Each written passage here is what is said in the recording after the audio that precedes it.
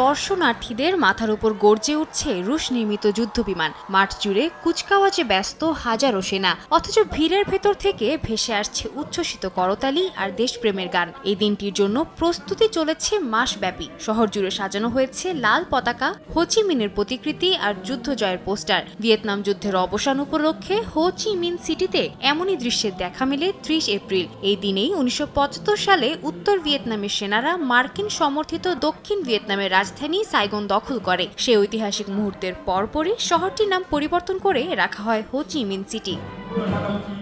যুদ্ধের সেই দিনগুলো আজকের প্রজন্মের কাছে ইতিহাস, কিন্তু ভয় আর বাঁচার লড়াইয়ের স্মৃতি পরিবারের কাছে শুনেছেন তারা। একসময় যে হেলিকপ্টারের শব্দ মানে ছিল আতঙ্ক, তা আজ হয়ে উঠেছে বিস্ময়ের প্রতীক।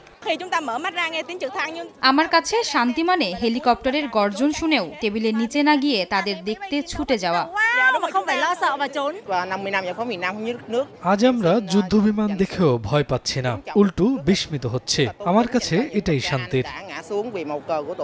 বর্ণাঢ্য এই অনুষ্ঠানে বক্তব্য রাখেন ভিয়েতনামের কমিউনিস্ট পার্টির সেক্রেটারি জেনারেল তো লাম। বলেন, যুদ্ধ, নিষেধাজ্ঞা আর বৈশ্বিক চাপের মুখেও ভিয়েতনাম এখন একটি আধুনিক রাষ্ট্রে রূপ নিয়েছে, যার জিডিপি প্রবৃদ্ধি, আন্তর্জাতিক বাণিজ্য ও কূটনৈতিক সম্পর্ক প্রতিনিয়ত দৃঢ় হচ্ছে। এছাড়াও নিজেদের আত্মরক্ষা ব্যবস্থার আধুনিকায়নের ওপরেও জোর দেন তিনি। বৈশ্বিক রাজনীতির এই পরিবর্তিত প্রেক্ষাপটে একটি যুদ্ধবিধ্বস্ত দেশ হিসেবে আমরা জানি শান্তি আর স্বাধীনতার মূল্য কতটুকু। তাই আমাদের উচিত ভিয়েতনামের প্রতিরক্ষা ও নিরাপত্তা ব্যবস্থা আরও জোরদারের চেষ্টা অব্যাহত রাখা, যাতে যে কোনো হামলা থেকে আমরা নিজেদের রক্ষা করতে পারি।